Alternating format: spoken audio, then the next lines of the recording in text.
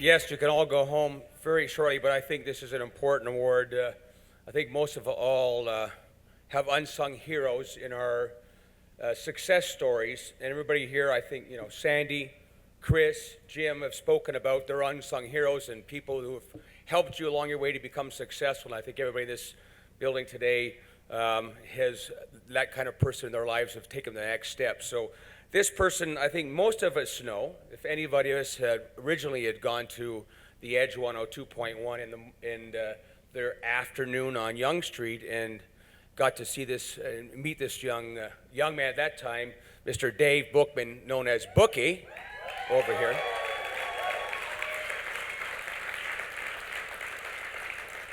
Some of you will know in my past experience at DMD, when I started DMD about 25, 30 years ago when I was at EMI, we would take artists down to the Edge and get our opportunity to be interviewed by David Bookman, Bookie. And he was always so excited to have you there that the interview was going to be easy because Dave was going to be Bookie, which was awesome. And then you say, don't worry about it. It's all going to be good because Bookie's going to have it under control. So I think I'm here to celebrate Bookie's 30 years, 25 years of radio and helping us be the unsung hero. First starting at, of course, Station 102, The Edge, and as part of the team that has launched Indie 88 in Toronto to be at the right place at the right time. Bookie has always been there, and I think for all of us who've gone down the horseshoe on Indie Tuesdays and have our artists there, Bookie has been there at the door saying he's okay, he can get in because it's a free night, it's a Bookie night. So everybody, I think we've always had champions, taking champions and leading our artists on, and I think Bookie speaks for all of us here and saying he's championing indie way, he's championing indie music scene, and I don't think anybody else deserves this award more than David Bookie Bookman. Mr. Bookie Bookman, David, come on up here and get your award. Congratulations. I have a show that's on Thursday nights at 11 called The Indie Hour, where we showcase Canadian independent music. Because we're David, Canada, we're a Canadian video. radio station, it's part of our job is to find new Canadian talent and develop it and try to find the next Treble Chargers and the next Killjoys and, next Sloans. That's because that's what we need. That's what we do, and that's why we're doing this, because there's lots of great music out there, and it's our job to go out and find it. Well, I'll say, when it comes to getting music on the air and discovering new music, I'd say what makes my ears perk up is the sound of a friend telling me about a band. I think the best source of music's always been the people you know. You can't see every band. There's too many shows, too many clubs, too many records. But somebody you know heard something. So when somebody whose opinion you trust tells you, check this out, odds are it's going to be something good. And I've always really relied upon a great network of friends and people just tipping me on to stuff. We bonded over Gilmore Girls. We bonded over Swiss Chalet. We bonded over the boys that I love. And my future husband. Bookie, you are such an incredible friend, an incredible broadcaster, and I hear you're a great singer as well. But yes, you have taught me so much in broadcasting. So congratulations, you deserve this award, and I love you.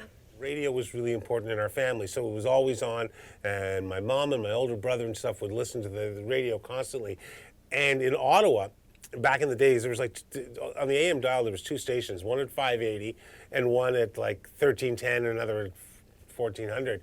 So the whole middle of the dial was wide open. So you could go up and down there and pick up all the stations from the States, from talk to sports to music stations, and just lying in bed, going up and down the dial and hearing all things. And with radio being theater of the mind, when you heard it, you would picture it in your head. And that just created all the that was the canvas that created all these things. And then as you got older, it was just you wanted to bring them to life. You wanted to bring those things that you saw in your head when you heard stuff. You wanted to be on the other end of it and be painting it for people. The first job, as I started at the Edge, was Hal Harbour used to be one of the hosts on Live in Toronto. And I was doing a radio show in CIUT. And I had Hal on a guest, and we talked and stuff. We hit it off, and he goes, "Hey, you're great. Why don't you give me a call when something's happening on the street, and I'll put you on the air." Well, so my friends, the Rio Statics, Dave Clark, the drummer, got sick, and they were supposed to go on tour. and like with Men Without Hats or something. It was something that was just wrong for the band at the time. And Clarky didn't want to go, and Clarky came down with a with a tropical disease. So we were at the hospital, and it was like the night before the tour. And I remember calling into the station and telling Hal, like, I'm here at the hospital. Rita's supposed to go on tour tomorrow, and Dave Clark's in intensive care. We don't know the story. He goes, hang on. So I'm hanging on for like 10 minutes waiting. He comes back and goes, okay, Dave, on 3, we're going to go. 1, 2, 3. We're on the air with street reporter Dave Bookman, who's got a breaking story about the Rio Statics Men Without Hats tour. And I just went for it and told, the story and stuff, what was going on. And that's how my career started. The stars are shining, the sun is smiling. Please welcome Johnny Buckland and Guy Barrett. Thanks very much. Welcome to the Edge of 228 Young. Thanks for having us. And it's awesome that you're here for a two-night. Two-night stands are great, aren't they? Yeah, they are actually. You only have to sound check once, I just try to be myself and be passionate about what I'm talking about, because if it's not exciting me, how can I expect anyone else to be engaged? So it's like when I'm doing an interview. I don't think there's any rules about what you're supposed to ask as an interview. I think you ask what you're curious about. If you're curious about it, that energy is going to go across to the person you interview. They're going to get excited. You're going to get a better answer. So same thing, when that mic goes on, whatever I'm talking about is what I'm passionate about. Hope that translates across the air, stimulates something, and comes back. So if you're honest, if you're passionate, and you don't steer them wrong, you hope that you develop a trusting relationship, and people find you worthwhile their time. By being yourself and saying what's on your mind, I think it's the greatest way to showing that you're not pandering to them, not telling them what you think they need to know. Because when you do that, you can come across as so many things. Condescending being the worst, arrogant, all those things. And nobody wants to listen to that. You have to remember, they're choosing to spend a little bit of their day with you, and they want to be entertained. Props to the Canadian Independent Music Association for nominating Dave Bookman for the Unsung Hero Award this year, because he is truly an unsung hero and is a national treasure and has helped single-handedly promote independent music for the last 20 years plus, and is a big factor in our success. And I'm so proud of him, and I'm so proud to call you a friend, Bookie. And congratulations, and hopefully this is the first of many, many awards to come your way later on in life. And thank you on behalf of not only the Toronto music scene, but all of the Canadian music scene for always believing in us, giving us a platform, and for being such a great human being. Congratulations. You always want to assume that everyone's going to know that you're playing something because it's a great tune, and it's going to make people smile and happy. So and not assume that people are so tunnel vision that how can you go outside the format? I don't think people are. I think people are I think radio, one way to grow is to screw the formats. Like, nobody cares anymore. Does it really matter if we're an alternative station? We should be playing 60s music all day long, because it all fits, it all comes together. How has radio changed? Well, the biggest thing was we used to be, if you want to call it the hogs or the keepers of the thing, we had all the information first. And nobody got it until we decided to tell you. That's when you found out what the gigs were, and tickets were on sale, whatever it was. It was when we told you. That's all out the window now. So now you're reacting in a way to information that the bands are putting out there. So everything's on the fly. And though most of you probably know Dave Bookie Bookman as a commercial DJ, one who's been spinning tunes and telling us about great alternative and indie music for well over 25 to 30 years, you may not know that Bookie is the inventor of the longest running weekly live music series in the history of Toronto, if not Canadian music, called New Music Nights at the Shoe. Congratulations, Bookie, for being awarded an historic award from CIMA for all the organic things you do for Canadian independent music. What the contribution that you've made to the Canadian music scene, the independent music scene, is absolutely immeasurable. Your Tuesday program at the Shoe has broken so many big bands. You've taken chances on bands that nobody else would take a risk on. So congratulations, all the best, and a couple more decades to go. Thanks. I can't think of any better validation that we all feel in every aspect of our life than getting sure, thank you, handshake, smile, and then maybe to hear it on the radio, because somebody had to decide to take the effort to play that, and that's a lot better than putting it into this thing with a billion songs on there and never knowing if anyone's going to hear it. You can either be on that side of the door or this side of the door. Doesn't matter how you got on this side of the door, because once you're on this side of the door, the potential is endless. Volunteer, whatever they're looking for, it doesn't matter. Maybe the job isn't what you're interested in, but that's the job that's available. Take it. Get in the door. Because once you're in the door here, all bets are off. Anything can happen. Most of the great success stories started when some guy was sick and they asked me to come do the midnight shift. I never knew I was going to be a DJ. I went on and the rest is history. But if you're on the other side of the door, none of that can happen. So you have to get in the door and do what you do to get in the door, and then, let the chips fall where they may.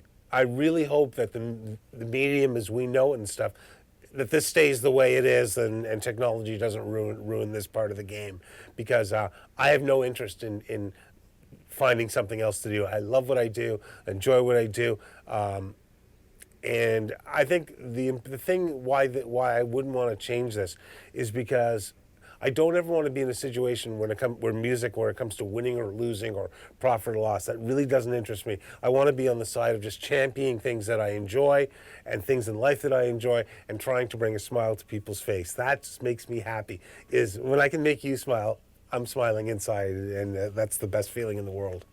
Let's hear it for the music lovers of the city of Toronto, province of Ontario, and the country of Canada.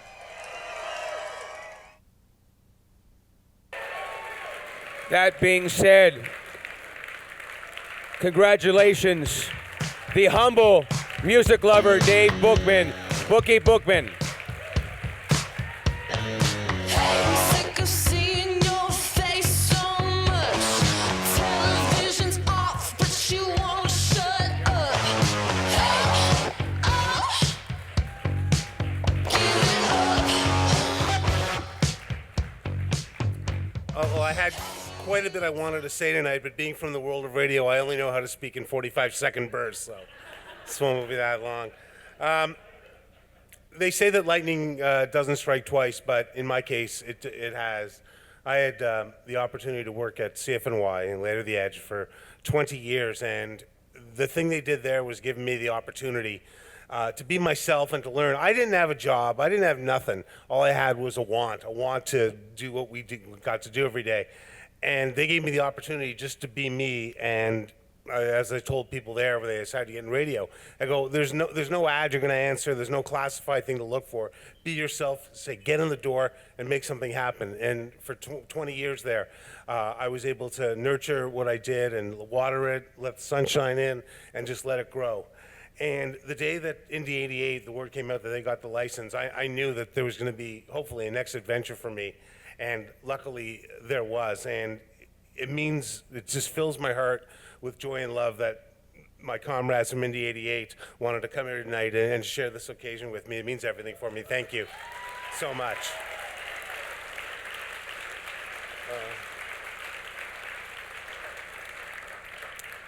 There are a couple of questions that get asked all the time. Your favorite interview? That would be Elvis Costello, just because I was such a fan. And he's a bit like Foghorn Leghorn. He's, a bit of a loudmouth schnook. But still, it was great talking to him.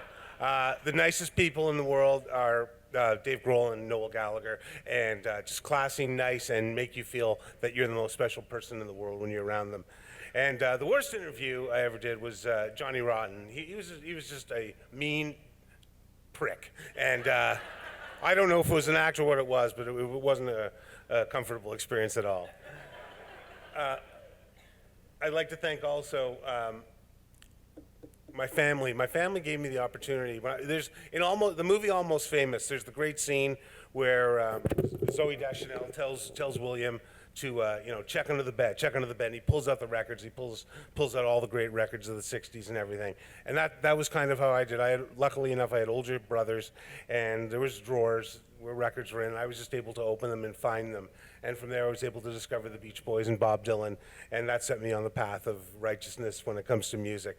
So I also had a family that was nice enough to leave me alone and let me figure things out for myself. And you don't always get that opportunity. That's a good thing, for every parent to realize, is that your kids are going to figure it out, and they're going to flourish by figuring it out. So you got to give them the opportunity to do so. And alongside with my radio life, I've had the great opportunity to work at the Horseshoe for some 25 years, along with Jeff Cohen and Craig Lasky. And the three of us are like brothers, and I wouldn't be here without them. I wouldn't know anything about live music without working with them. As the work they do has just been incredible, and we've been able to put new music night together, and that's allowed me to meet the musicians. And it's the musicians that constantly reinforce the passion inside you, the smiles that they have on their face, and the joy that they have getting the opportunity to play at the Shoe, which is the best club in the world. So that is something that you can't put a price on, and it's why if you're watching live music or however you do it, just take a second to look at their face, and the odds are there's going to be a nice big smile on it. And all those things have converged to allow me to get up every day, go to do something I love with people I adore, and it makes it all worthwhile. And tonight has been wild. I'd like to thank all the other award winners, and Derek for saying a really kind thing, and of course to CIMA for providing the spirit we have that keeps us all going. And if we can all walk out of here with our heads feeling a little bit higher and our hearts being a little more filled with the good stuff, it's going to be a good day tomorrow, the day after, and the day after that. Rock and roll is here to stay.